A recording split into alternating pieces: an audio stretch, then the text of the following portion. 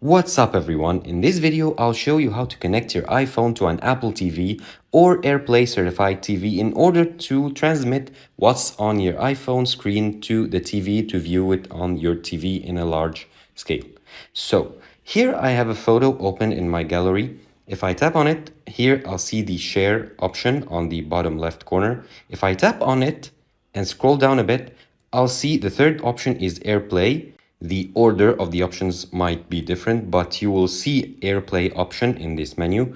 If I tap on it, here it'll say that it's unavailable for me since I don't have any nearby Apple TVs or certified TVs open. But if you have your Apple TV or a certified TV, it'll transmit your screen to the TV.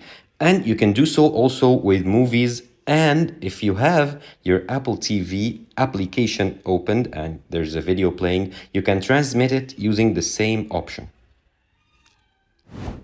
Thank you for watching this video. Subscribe to Online Success and click on the video on the screen for more help.